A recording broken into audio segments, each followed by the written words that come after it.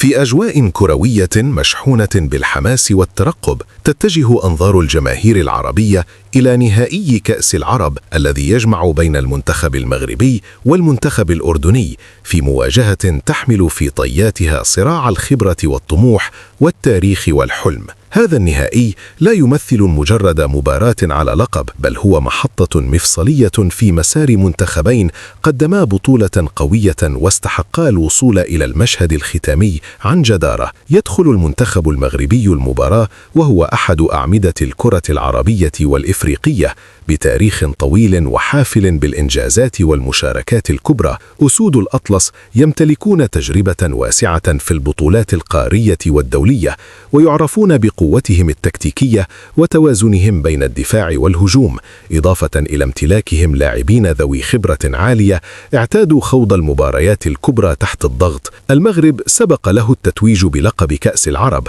ويملك سجلا قويا في مواجهاته أمام المنتخبات العربية، ما يمنحه أفضلية معنوية واضحة قبل هذا النهائي. خلال مشواره في هذه النسخة ظهر المنتخب المغربي بثوب الفريق المنظم والواثق، حيث فرض سيطرته في دور المجموعات وقدم أداء متوازنا يجمع بين الصلابة الدفاعية والنجاعة الهجومية، قبل أن يؤكد جاهزيته في الأدوار الإقصائية ويبلغ النهائي بعد فوز مقنع في نصف النهائي. عكس شخصية فريق يعرف كيف يحسم المباريات الكبيرة. على الجانب الآخر يعيش المنتخب الأردني لحظة تاريخية غير مسبوقة بعدما نجح في بلوغ نهائي كأس العرب لأول مرة في تاريخه، في إنجاز يعكس التطور الكبير الذي عرفه الفريق في السنوات الأخيرة. النشام دخلوا البطولة بطموحات واقعية، لكنهم سرعان ما تحولوا إلى أحد أبرز مفاجآتها بفضل الانضباط التكتيكي والروح القتالية العالية والعمل الجماعي المنظم.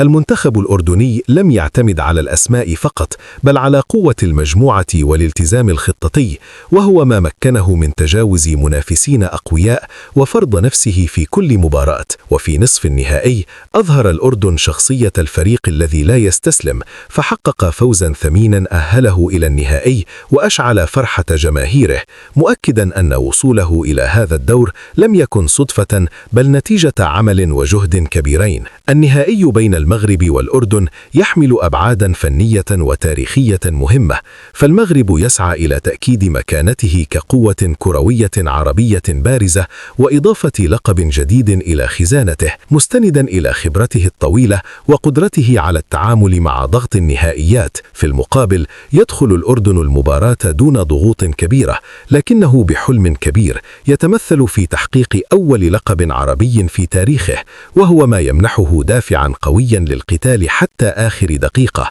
هذا التباين بين منتخب اعتاد على منصات التتويج وآخر يبحث عن كتابة التاريخ يجعل المباراة مفتوحة على كل الاحتمالات. من الناحية الفنية يتوقع أن يعتمد المنتخب المغربي على الاستحواذ وبناء اللعب المنظم، مع استغلال المهارات الفردية والسرعة في الأطراف إلى جانب الصلابة الدفاعية التي ميزته طوال البطولة.